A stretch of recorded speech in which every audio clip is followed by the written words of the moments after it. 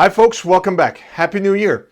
I hope 2025 brings great things to you and your loved ones. Let's talk about Hürjet, Turkish Aerospace Industries jet trainer, as well as a light attack and fighter aircraft. Before New Year's, Turkey and Spain signed a memorandum of understanding governing the sale of 24 Hürjets. The aircraft is still under development by Turkish Aerospace, aka TUSAŞ, and it is a work of beauty. It's fast, agile, and super stable despite doing crazy maneuvers, and it's expected to go into serial production next year. The Turkish-Spanish MOU is a really big deal. We're talking about an aircraft that hasn't even entered service in the country of its production, slated for export to another country, and to boot to the Air Force of a country with as prestigious as military traditions as that of Spain. A certain American statesman would call this huge. Now, of course, this great silver lining comes with a few clouds. One of them is Hürjet's competitor,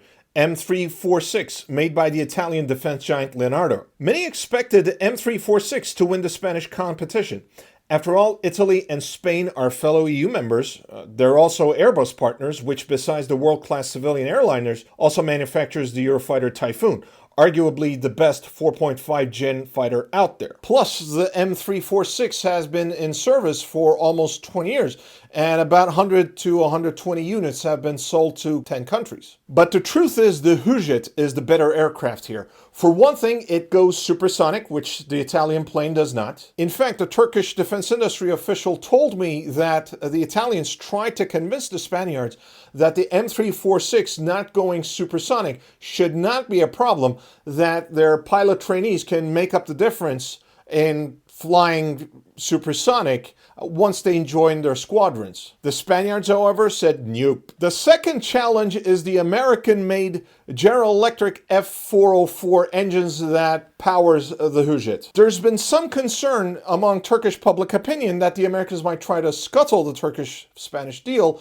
by withholding the engines. As some of you may know, aircraft engines, especially jet engines, remain the final frontier for the Turkish military-industrial complex. Once that frontier is conquered, and I should mention here that TUSAŞ, as well as Baykar and a host of other Turkish defense firms are working hard on this, Turkey will not be open to being bullied by any outside elements. Of course, I'm the first to admit that I might be acting a little paranoid because some of the other experts with whom I spoke to for this video and the Al Monitor article on which it's based, a link in the description below, mentioned that the Americans are unlikely to screw over us Turks or the Spanish over this deal because they do brisk business with both Ankara as well as Madrid. Not to mention that both Turkey and Spain are NATO allies, and the two countries already built the Turkish Navy's first amphibious assault ship, the TCG Anadolu, together. I mention that because Turkey's next dedicated aircraft carrier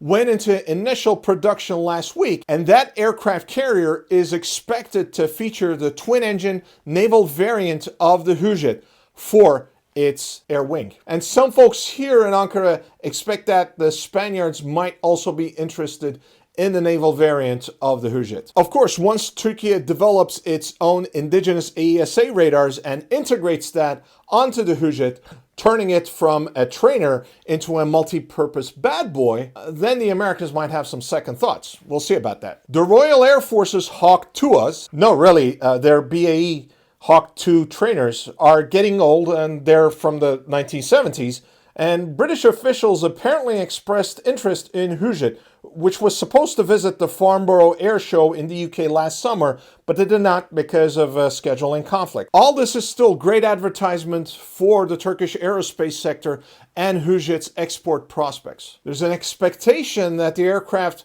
might end up getting exported to half a dozen, possibly as many as a dozen countries within this decade, within the 2030s. All right, that's it from me. What do you guys think? Share your questions and thoughts in the comments below so that we can continue the conversation. And don't forget to click like and subscribe, turn on notifications, and follow me on social media. I'm Barın Kayoğlu. Thank you for watching.